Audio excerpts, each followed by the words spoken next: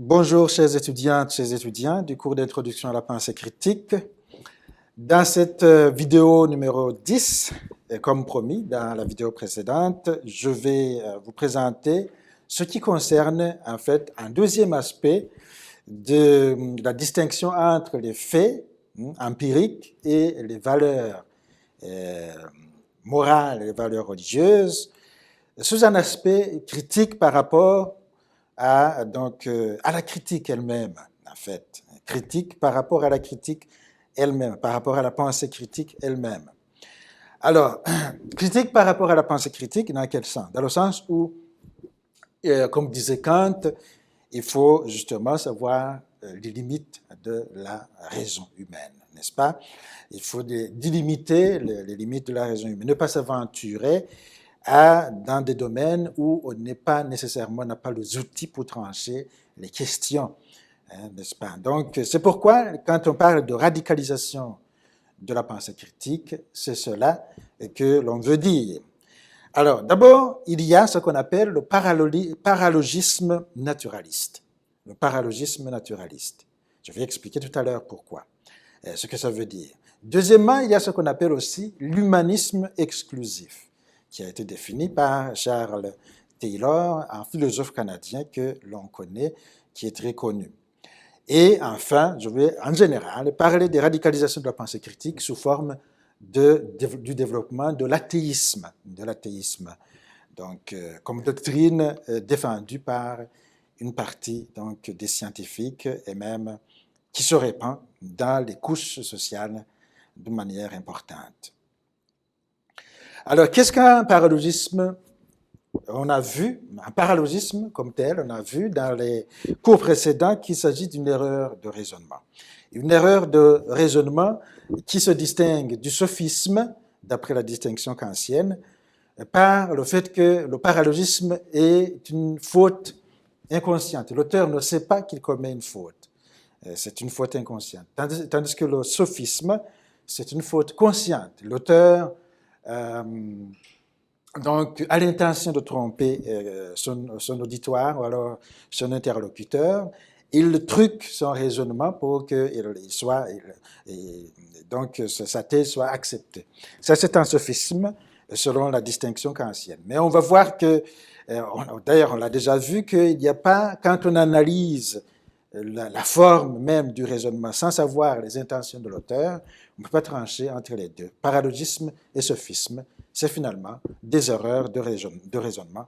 Et sur le plan logique, il n'y a pas lieu de les distinguer sans connaître l'intention de l'auteur. Alors, qu'est-ce qu'un paralogisme naturaliste? Paralogisme naturaliste, comme vous le savez, comme vous le présentez, il y a déjà la notion de naturalisme. La notion de naturalisme.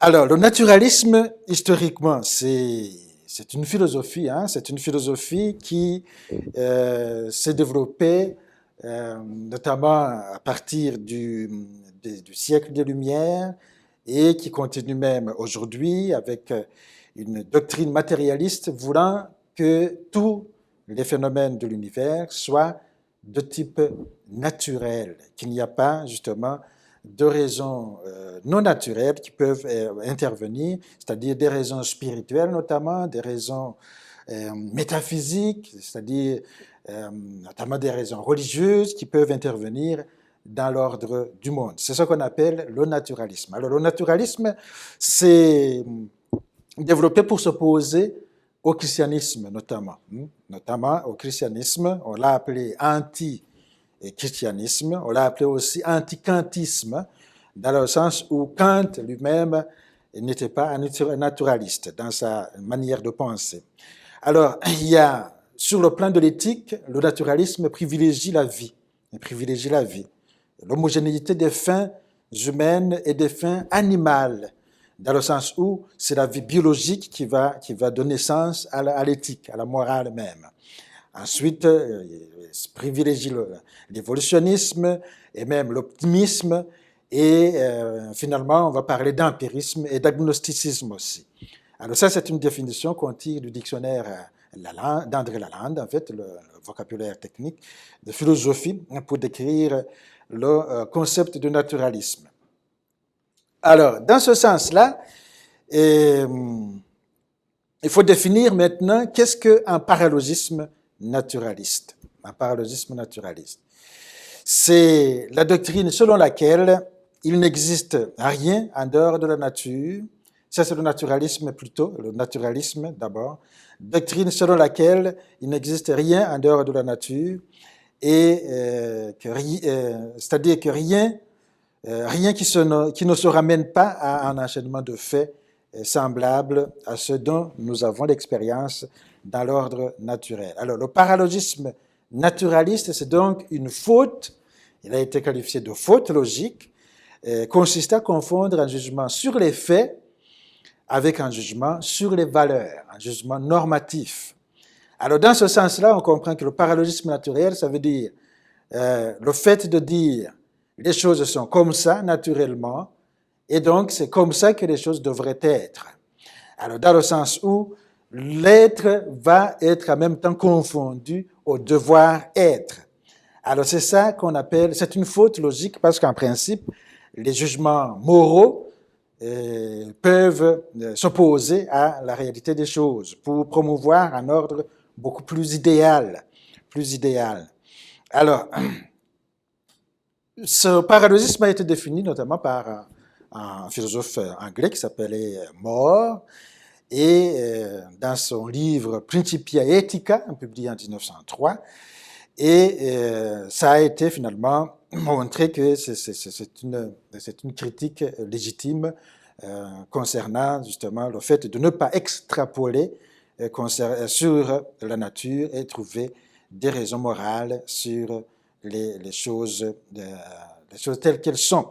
L'exemple ici que je peux donner, un petit exemple pour illustrer le paralogisme naturaliste, si quelqu'un dit, puisque tu es par nature incliné à être avare, donc c'est bien pour toi d'être avare. Donc, autrement dit, tu dois être avare parce que ta nature te fait que tu es quelqu'un d'avare. Donc, c'est bien d'être avare. Alors, tout le monde comprend que ça ne va pas, ça ne peut pas marcher comme ça. Ça veut dire que si l'avarice, même si on a une tendance à l'avarice, on sait que c'est pas bien, donc il faut changer, il faut améliorer son comportement. Dans ce sens-là, on voit que le paralogisme naturaliste est une faute logique.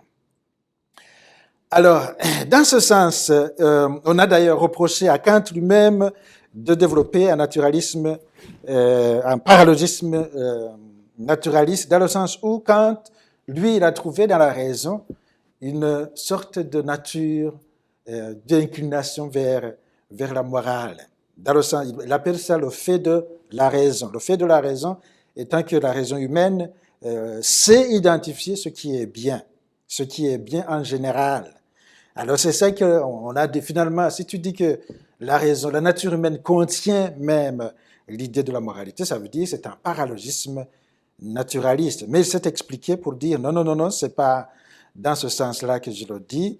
C'est dans le sens où c'est pas la raison n'indique pas la règle, mais la raison contient une certaine évaluation de second degré par rapport à ce qui conviendrait, Alors, donc, il a distingué deux ordres dans sa manière de penser l'éthique au niveau de la raison. La raison pure, théorique, n'est pas capable de trancher la question des fondements de la morale.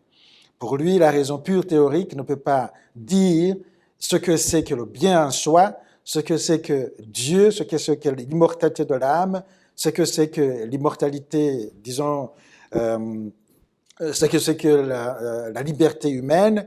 La raison pure ne peut pas le définir, la raison pure théorique. Alors, il dit c'est au niveau de la raison pratique que cela est possible. Dans la raison pratique, c'est là où se trouvent les impératifs, où se trouve donc on est confronté à des situations où on va identifier les bonnes raisons de choisir telle chose, suivant l'idée qu'on s'en fait concernant le bien en général. Alors, dans ce sens-là, il va dire il n'y a pas de paralogisme naturaliste puisque le fait de raison n'est pas dans la raison théorique, qui en fait, pour lui, est source de connaissance. Elle est dans la raison pratique qui donc doit trancher des cas dans la vie concernant la moralité, d'où la définition de l'impératif catégorique se trouve au niveau de la raison pratique.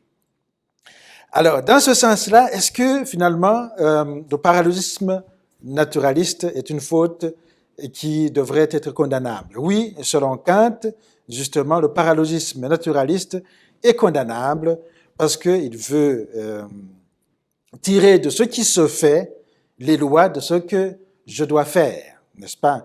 Et vouloir réduire la morale à cela, parce que ce que je dois faire devrait nécessairement être conforme à un idéal qui dépasse ce que je fais maintenant ou ce qui se fait dans ma situation, dans mon contexte, dans ma culture, etc. Alors, voilà, donc, dans ce sens-là, si on dit, donc, puisqu'on doit connaître les choses par la nature, seulement la morale va se conformer à ça, c'est une exagération de la pensée critique qui est réduite, en fait, à la pensée scientifique de type empirique.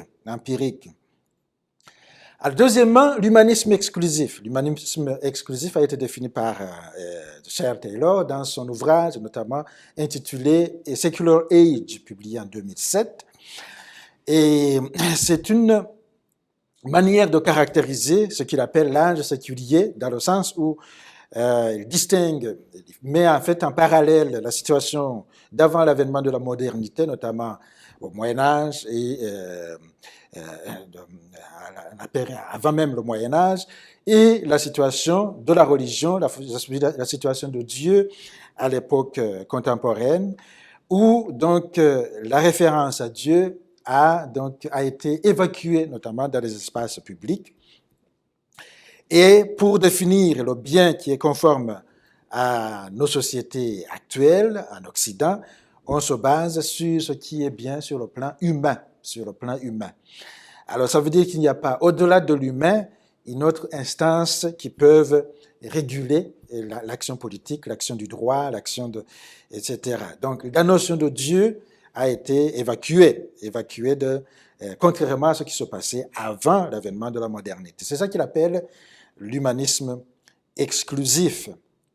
Alors, il le dit en disant, il y a eu un changement dans la définition de ce qu'on appelle la plénitude, fullness, la plénitude. Alors, dans les siècles précédents, l'avènement de la modernité, la plénitude était trouvée en Dieu, dans le sens où on devait chercher donc à rencontrer Dieu et pouvoir déterminer si on va finalement trouver toute la plénitude après la mort en Dieu. Dans la société laïcisée, dans la société séculière, dans la société contemporaine, la plénitude se trouve dans l'épanouissement humain, Alors, dans ce sens-là, l'humanisme exclusif a créé un autre type d'être humain qu'il appelle les êtres tamponnés, buffered self, tamponnés dans le sens où les êtres humains, la plupart, actuellement en Occident, ne sont plus perméables à ce qu'il appelle les esprits, les forces transcendantes, les forces, et même Dieu. Alors, dans ce sens-là, il montre que l'impératif de se conformer à une orthodoxie n'existe plus. Donc, il n'existe plus dans le sens où, justement, on doit plutôt chercher ce qui est conforme à la nature humaine, à l'épanouissement de l'être humain. Alors, donc, ce que je l'avais mis, sauf que je n'ai pas changé mes vidéos comme il faut. Alors, je n'ai pas changé mes diapos comme il faut. Alors, voilà. On parle donc de la sécularisation des espaces publics, La sécularisation des espaces publics, c'est ce que je définissais avant comme là où on doit évoquer des raisons publiques dans l'argumentation, non pas des raisons privées. Alors, parmi les raisons publiques qu'il faut évoquer, c'est le fait de ne pas parler de Dieu, de ne pas amener un discours religieux dans la discussion publique. Il faut plutôt des raisons sur les droits de l'homme, des raisons sur la liberté, etc. Alors, il y a eu en même temps cette sécularisation de l'espace public et ensuite la privatisation des valeurs et des religions, dans le sens où il faut vivre ces valeurs-là ou alors pratiquer sa religion dans l'espace privé, parce qu'il y a une diversité de religions. Alors, et en même temps, comme le disait donc José Casanova, il y a une tendance des religions, notamment les grandes religions, à refuser d'être cantonnées dans le domaine du privé. Ils veulent avoir quelque chose à dire sur les affaires publiques, ils veulent se prononcer sur les politiques. On voit aujourd'hui avec le débat sur l'éthique comment ces questions interpellent aussi les religions. Alors dans ce sens-là, on peut voir que l'humanisme exclusif est une sorte de radicalisation aussi de la pensée critique contre les religions, contre les dogmes, parce qu'il y a des questions qui n'ont jamais été tranchées par la pensée rationnelle, des questions, notamment des questions métaphysiques sur l'origine de l'univers, l'origine de l'homme, la nature de l'homme, la destinée de l'homme, et ce qui fait que ces questions devraient pouvoir continuer à être débattues sur le plan public, ne pas les évacuer. Alors, c'est pourquoi on peut situer cette manière de penser dans la radicalisation de la pensée critique, mais c'est surtout et dans la dernière partie que se voit cette radicalisation en fait de la pensée critique. C'est surtout des philosophies qui se sont développées depuis l'Antiquité contre les approches religieuses de la réalité. Alors, j'ai cité ici le pyrrhonisme. Le pyrrhonisme, c'est une philosophie qui s'est développée vers le IVe siècle avant Jésus-Christ. Un philosophe grec, Délice, il refusait de trancher les questions fondamentales. Il disait que le philosophe doit rester donc plutôt entre les deux. Il doit rester entre le dogmatisme et le relativisme radical. Il va être sceptique. Voilà. On a identifié le pyrrhonisme au scepticisme radical, le doute radical. Alors, dans ce sens-là, c'est une question, c'est une position qu'on peut rapprocher d'ailleurs à la position postmoderne actuellement. Le scepticisme, le doute dans toute chose, je ne prends pas de position, je ne sais pas si c'est la vérité ou quoi. Alors, une radicalisation de la pensée critique. Mais aussi, dans la modernité surtout, avec la gauche hegelienne, on va voir que les auteurs comme Andreas Feuerbach et Karl Marx vont développer une critique acerbe contre la religion et développer en fait une approche athée sur la réalité, une approche matérialiste sur la réalité. Et Feuerbach, lui, il va dire que la religion, c'est une création de l'homme et qu'elle est une projection des caractères humains sur un être imaginaire qui s'appelle Dieu, dans son ouvrage intitulé L'essence du christianisme. Alors, cette critique va être reprise par Karl Marx, qui était aussi de la gauche hegelienne, mais lui, il était plus révolutionnaire, il va développer une pensée révolutionnaire de type matérialiste pour dénoncer la religion en disant que la condition, donc la critique de la religion, disait-il, était la condition de toute critique, et la religion est l'opium du peuple, il faut la démolir et pour pouvoir continuer à accomplir la révolution de nature politique et économique. Alors, l'athéisme de Karl Marx va se développer dans les pays communistes notamment, où justement la religion va complètement devenir les raisons seulement de l'État. C'est l'État qui va remplacer Dieu dans ces pays-là. Et on parle aussi du darwinisme développé notamment dans le sens radical par Thomas Henry Huxley, et qui, pour lui, donc, la doctrine de Darwin était meilleure que toutes les autres doctrines pour expliquer l'origine de la vie. Et donc, c'était que l'origine de la vie était matérielle. Et il va fonder donc une doctrine. Pour lui, il disait il est agnostique, mais par la suite, on l'a qualifié d'athée. Et la plupart des darwiniens actuels, comme Richard Dawkins et Daniel Dennett, vont se réclamer de son héritage pour affirmer un athéisme donc très très critique envers la religion, Enfin, je parle aussi de l'hédonisme existentialiste de Sigmund Freud et de Jean-Paul Sartre, qui vont donc affirmer que l'être humain ne vit et que pour l'instant présent, carpe diem, dans le sens où il faut profiter de chaque instant de la vie parce qu'il n'y a rien après la mort. Donc on ne peut se donner de la peine d'agir moralement ou alors disons, de limiter ses plaisirs, parce que la vie ne se limite qu'ici-bas. Donc, une critique radicale de la religion promouvant l'hédonisme dans le prolongement, en fait, il récupère en fait la philosophie épicurienne dans ce sens-là. Alors, pour conclure, la critique des dogmes a été la condition de l'avènement de la démocratie. Elle a été la condition de l'avènement de ce qu'on appelle aujourd'hui la laïcité, qui est un régime dans lequel le pluralisme est accepté et donc il y a diversité d'opinions, il n'y a pas persécution pour les gens, ce qui est une bonne chose. Mais le problème, c'est que ça peut verser aussi, ça peut se radicaliser et devenir une sorte d'athéisme,